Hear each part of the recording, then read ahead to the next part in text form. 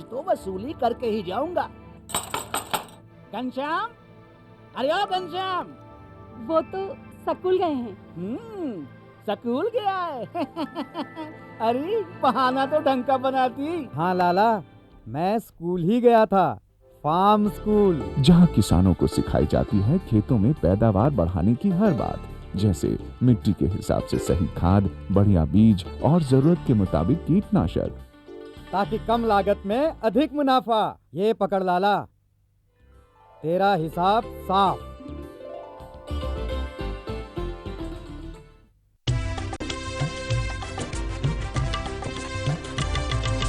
सहकारिता के बल पर विकास के लिए उठे कदम, जन सहकार की ताकत लेकर आगे बढ़ते जाएं हम। जन जन ने इस क्रांति में है विश्वास जगाया, हम सब ने मिलकर विकास का परचम है फहराया। दूर जहां सूरज उगता उस धरती से मैदानों तक, हिम शिखरों के श्वेत बर्फ से हिंद महासागर तक। श्वेत क्रांति हो हरित क्रांति या ग्राम विकास की बात, एकता ही धर्म हो अब चाहे दिन हो या रात। कृषि मंत्रालय भारत सरकार द्वारा जनहित में जारी।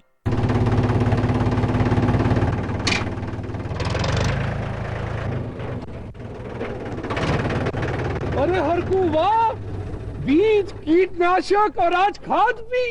अरे इतना खर्चा कहाँ से? अरे खर्च की चिंता किसे है, मेरे पास है ये किसान क्रेडिट कार्ड। कार्ड? अरे बैंकों द्वारा जारी इस कार्ड से किसान उसकी सीमा तक की रकम कभी भी बैंक से निकलवा सकता है और खेती बाड़ी की सामग्री कभी भी खरीद सकता है। तो हरकू भैया एक कार्ड मेरे लिए भी। किसान क्रेडिट कार्ड के लिए नजदीकी बैंक से संपर्क करें और पाएं ढेर सारे लाभ।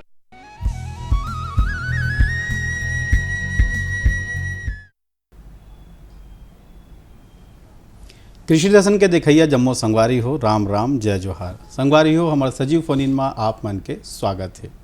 सबले पहली संगवारी हो आप मन ला देवारी त्यौहार और गोवर्धन पूजा के गाड़ा गाड़ा बधाई हो। संगवारी हो धान के अगर खेती करना है तो बहुत बढ़िया से आप मन जमीन के तैयारी करथन और ओकर संगे संग एक अच्छा बीज के चुनाव करथन और ओकर बाद बोआई और ओकर खाद प्रबंधन, ये जम्मो चीज़ ला हमन हा सही समय में और सही विधि से करथन तो हमर जन खेत के धान है तेना बढ़िया लहलहात रहिथे। लेकिन एकर संगे संग एक और महत्वपूर्ण चीज़ है जिन ला हमन ला जानना बहुत ही आवश्यक हवे। अब वो का चीज़ है कि धान के खेती करत समय जिन रोग और जिन कीट के प्रकोप होते एकर मन से कैसन ढंग के हमार किसान भाई मन निपट सके, यानी कि ओकर प्रबंधन कैसे कर सके। संगवारी हो आज हमन ढेकन गोट बात चर्चा करबो यही विषय में। तो संगवारी हो यदि आप मन के मन में कोनो प्रकार के प्रश्न हैं ये विषय ला लेके तो आप मन हमार विशेषज्ञ महोदय से सीधा हमार टोल फ्री नंबर के माध्यम ले बातचीत कर सकत हो। हमार टोल फ्री नंबर है 1800-233-9418। और संगवारी हो ये विषय में ढेकन गोट बात हो चर्चा करे बर आज हमार संग में हवे डॉक्टर SM अली हुमायूं, कार्यक्रम सहायक कीट विज्ञान कृषि विज्ञान केंद्र महासमुंद ले। हमारे कार्यक्रम में आपका बहुत बहुत स्वागत है सर। और जैसे कि आज के हमारे विषय हवे कि कैसन ढंग के धान के खेती में कीट और रोग के प्रबंधन हो रहे, तो कतेक प्रकार के कीट और रोग के प्रकोप हो सकत है, ये हमारा पहला क्वेश्चन है। एक उत्तर ला आप हमारे किसान भाई मल्ला देते जी। सबसे पहले तो मैं हमारे सभी दर्शकों को दिवाली की हार्दिक शुभकामनाएं देना चाहता हूं।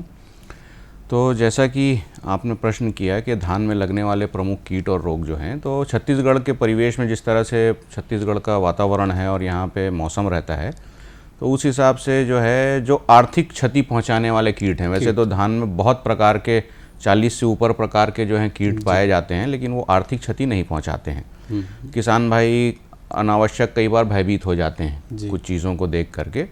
तो प्रमुख रूप से जो है तना छेदक एक कीट होता है जो जिसकी आदत होती है कि उसकी इल्लियाँ जो हैं तने में छेद करके प्रवेश कर जाती हैं धान के पौधे में और वो अंदर से खा के उसे नष्ट कर देती हैं। तो वो तना छेदक एक प्रमुख कीट होता है, लेकिन उसकी अवस्था अभी जा चुकी है। जो किसान भाई जो हैं तना छेदक का उपचार कर चुके होंगे उनको उसका नियंत्रण भी आशा है कि उनको मिल चुका होगा।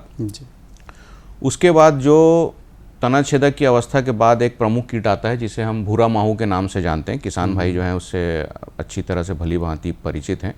भूरा माहू एक कीट होता है जो रस चूस के जो है पौधों को नष्ट करता है जी। तो वो एक कीट है जो अभी जिनकी जो है समस्याएं किसान भाई झेल रहे हैं।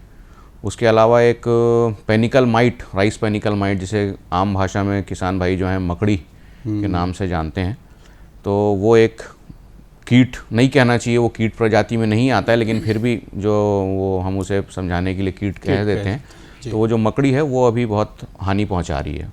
तो कुछ चीज़ें ऐसी हैं कीटों में प्रमुख रूप से जो आर्थिक क्षति पहुंचा रही है। इसके अलावा जो बीमारी की अगर हम बात करते हैं तो ब्लास्ट नाम की एक बीमारी होती है जिससे किसान भाई बहुत ज़्यादा जो हैं प्रभावित हो जाते हैं। उसके अलावा BLB बैक्टीरियल, जिसे जीवाणु झुलसा किसान भाई अपनी भाषा में कहते हैं, और एक शीत ब्लाइट। तो ये कुछ प्रमुख बीमारियां हैं जो छत्तीसगढ़ के परिवेश में, यहाँ के वातावरण के हिसाब से धान फसल में लगती रहती हैं जी। तो डॉक्टर साहब, जैसे कि अभी वर्तमान समय चलत है, अब ये समय में हमारे जन धान के खेती जो खेत में खड़े हो ही एमा का समस्या आ सकत है? देखिए, अभी जैसा कि मैंने बताया कि सबसे पहले अभी जो धान की अवस्था है, ज़्यादातर अवस्थाएं जो हैं वो भूरा माहू के लिए उपयुक्त हैं जी। डॉक्टर साहब जी, फ़ोन आवत है हमारे संगवारी के। हेलो हेलो, हाँ किसान भाई, क्या नाम है आपके, कौन गाँव ले बोला था? नमस्कार भाई, मैं नंद मिश्रा हूँ, बाराबंकी, उत्तर प्रदेश से। जी जी, आप मैंने प्रश्न पूछा भैया।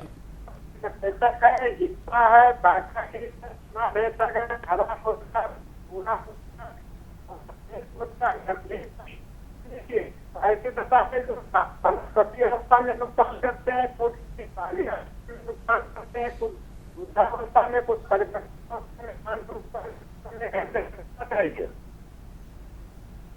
जी। आपके आवाज़ हा कट कट के आवत है, एक बार फिर से अपन अपन प्रश्न पूछू भैया। मैं ये चाहता हूँ कि जो हमारे कीट हैं कुछ बाली हैं, कुछ जो है तनावस्था में, कुछ बुद्धावस्था में, कुछ परिपक्वता में नुकसान पहुँचाते हैं, तो इसे कैसे हमें अपने धान को बचाना चाहिए?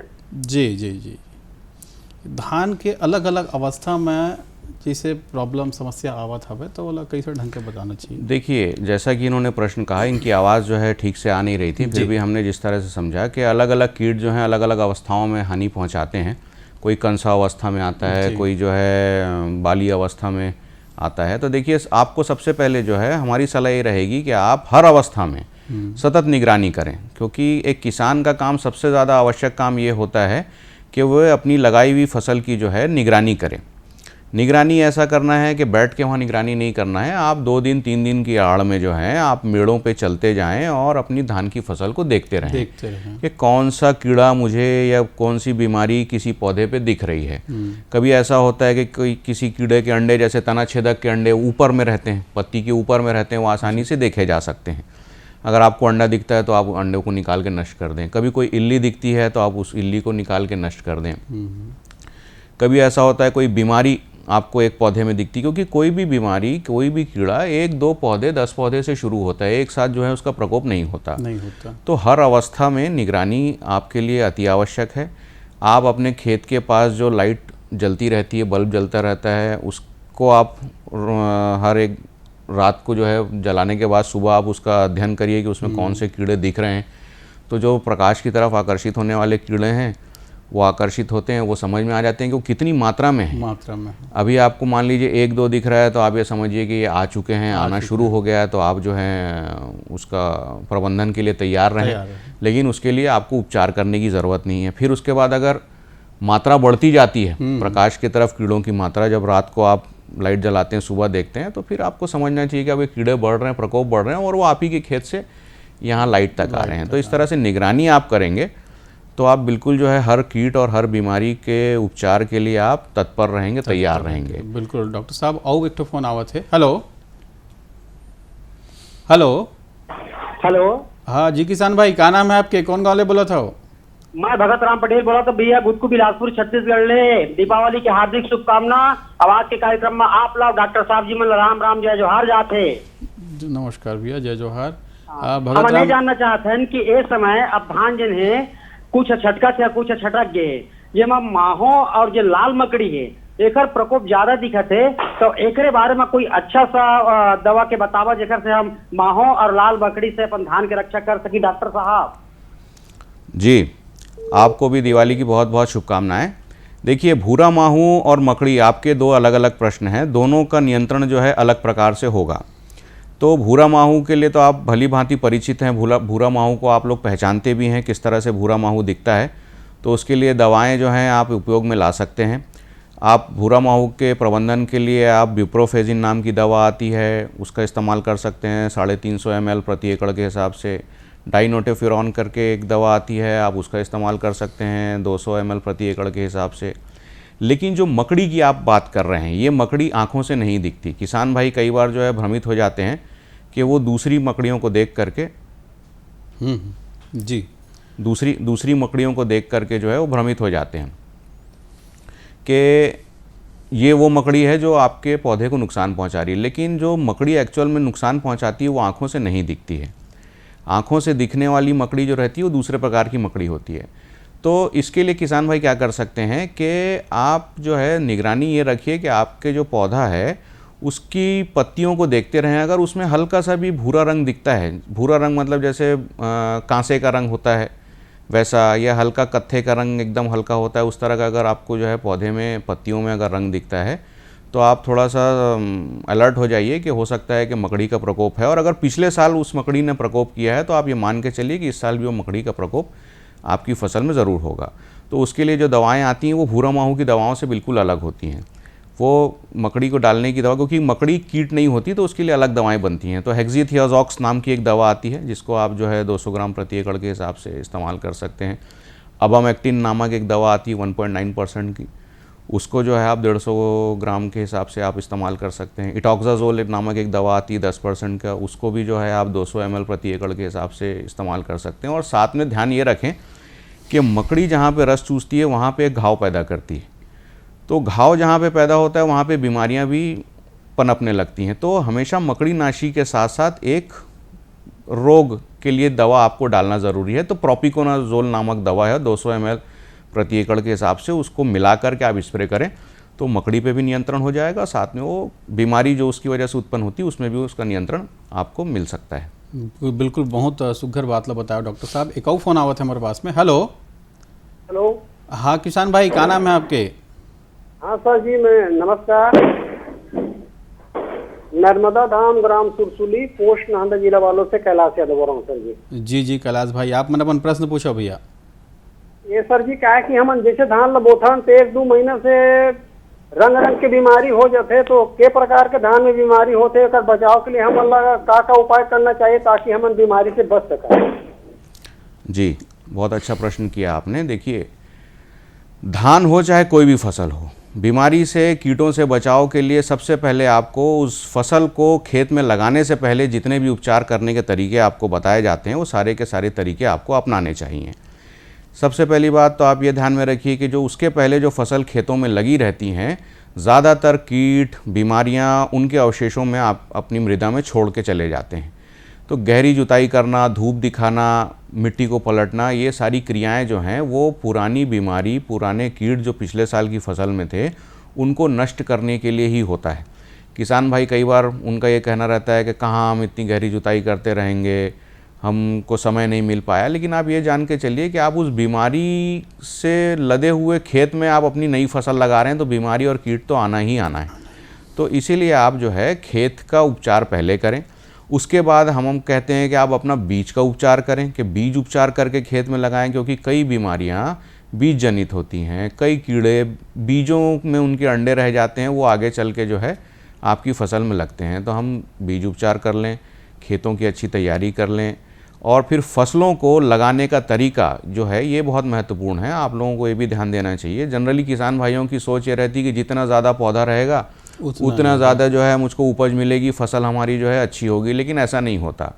उसको आप इस तरह से समझ सकते हैं कि अगर एक कुर्सी में एक आदमी बैठता है तो बड़े आराम से बैठता है, उसे कोई तकलीफ़ नहीं होती। लेकिन अगर उसी एक कुर्सी में आपको 3 आदमी 4 आदमी बैठने के लिए कहा जाए तो आपको तकलीफ़ होगी। उसी तरह से पौधे भी मृदा में उतनी ही संख्या में ज़मीन में रहने चाहिए जितनी संख्या में उनको तकलीफ़ ना हो, वो पोषण अपना ज़मीन से ले सकें।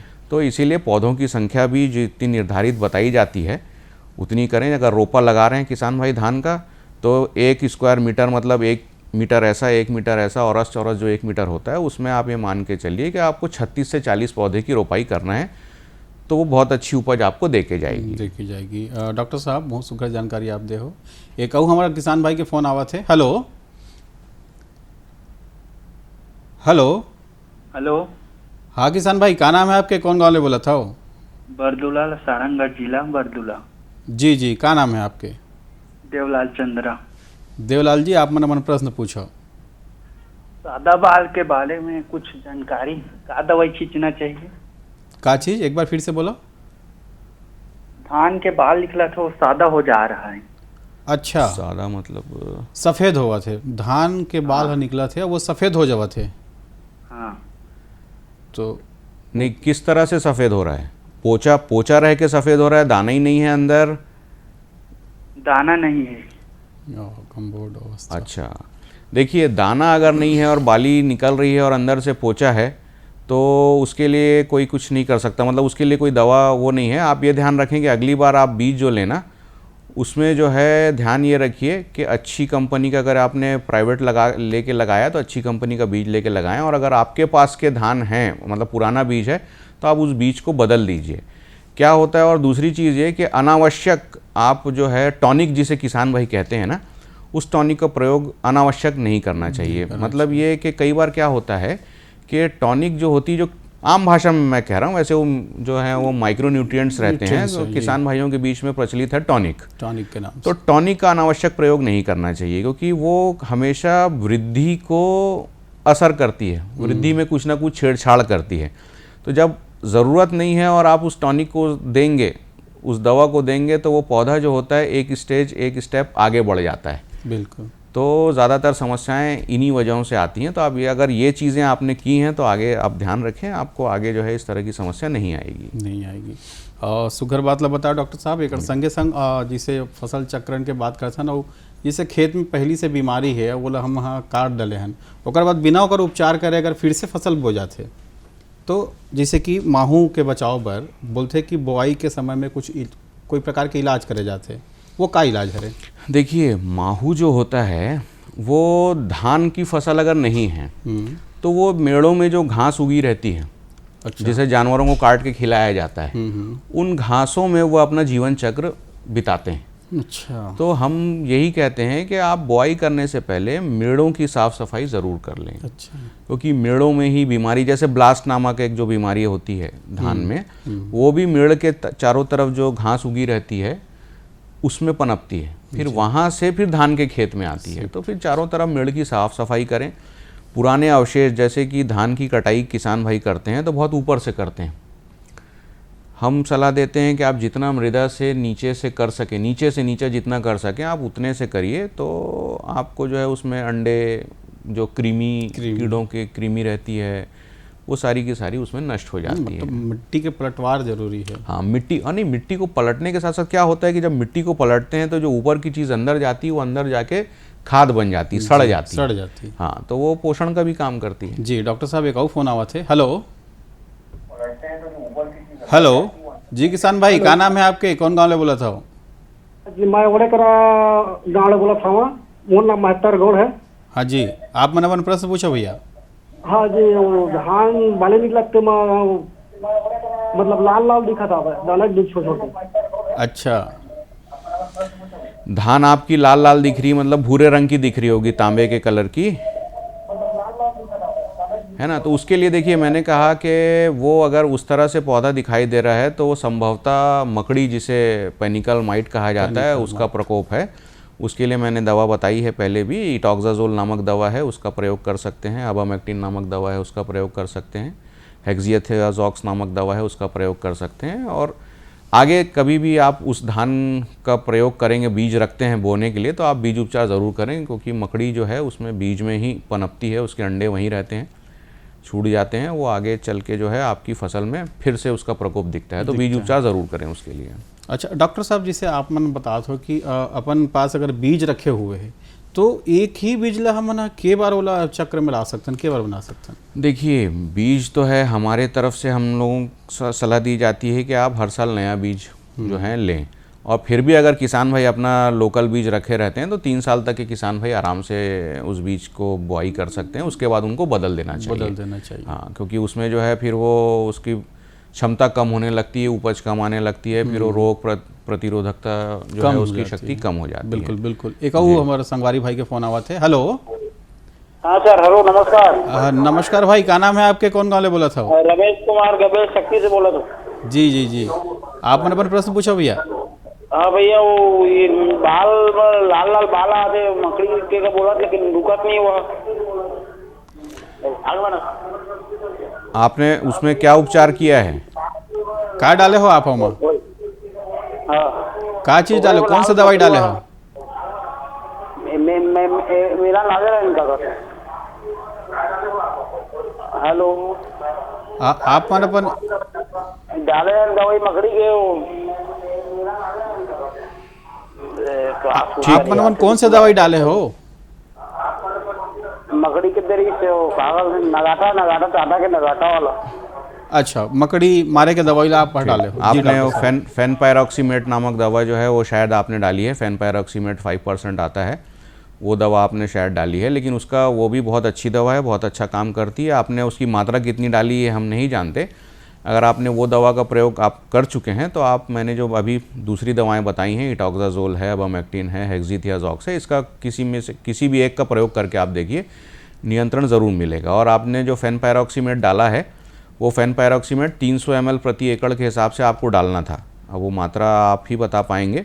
कम मात्रा होने से क्या होता है, नुकसान होता है। एक ये भी मैं किसान भाइयों को बताना चाहता हूँ कि कीड़े बीमारी या खरपतवार नियंत्रण के लिए, या आप टॉनिक जिसे कहते हैं, उसका अगर उपयोग करते हैं तो जो अनुशंसित मात्रा होती है उसी मात्रा में आप उस दवा को खेत में डालें, क्योंकि कम या ज़्यादा करने से उसके दुष्परिणाम होते हैं। कम करने से वो बीमारी नियंत्रित नहीं हो पाती, वो रोग कीट नियंत्रित नहीं हो पाते और उनकी अंडा देने की क्षमता बढ़ जाती है।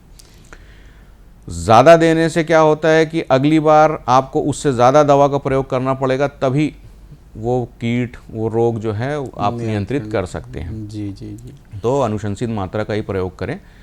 और आप कहीं भी, आपके आसपास जो है कृषि महाविद्यालय होगा, कृषि विज्ञान केंद्र होंगे या कृषि विभाग के कर्मचारी अधिकारी होंगे, आप उनसे संपर्क में रहिए और हमेशा जो है अनुशंसित मात्रा का प्रयोग किया करिए। जी। डॉक्टर साहब, जैसे कि हमारे कई किसान भाई हवे, एक मन के दिमाग में ये रही थे कि अत्यकन पानी में एक ढक्कन दवाई ला डाला था, थोकन ज़्यादा लगी, ये कही के हमारे किसान भाई मन है बहुत अकन दवाई लगा लोग डाल देते। बहुत अच्छा बात ला बताया आपका कि अनुशंसित मात्रा में ही आप मतलब दवाई के प्रयोग ला करना है। वो होता क्या है, मैं और एक छोटी सी चीज़ बताना चाहता हूँ कि जैसे ये किसान भाई जो हैं वो दुकान से दवा खरीदते हैं, दुकान वाले ने उनको मात्रा बताई कि ये 200 ml प्रति एकड़ के हिसाब से प्रयोग करना। अब उनको ऐसा लगता है कि 200 ml से ज़्यादा मैं डलवा देता हूँ तो मेरी फसल में जल्दी से नियंत्रण आ जाएगा। वो जाके अपने जो बनिहार रहता है, जिसे छिड़कना रहता है, उनको बताते हैं कि भाई इसको 250 ml डाल देना। ये जनरली होता है ऐसा आमतौर पर। अब जो छिड़कने वाला है वो और दिमाग लगा लेता है कई बार कि वो उसको 300 ml करके डाल देता है। एक और फोन आते डॉक्टर साहब। हेलो हेलो जी, किसान भाई। हाँ सर। क्या नाम है आपके, कौन गाँव ले बोला था? मोर जयराम और नाम भैया ग्राम कुशियारी से बोला तुम। हाँ, मोर जिला है खैरागढ़, छुखदनगंडई, विकास खंड खैरागढ़। जी जी जयराम भाई, आप मन प्रश्न पूछो भैया। मोर मतलब ना धान निकला भैया, पूरा ना दूध नहीं भरा थे। अच्छा, पूरा सूखा थे। हाँ हाँ।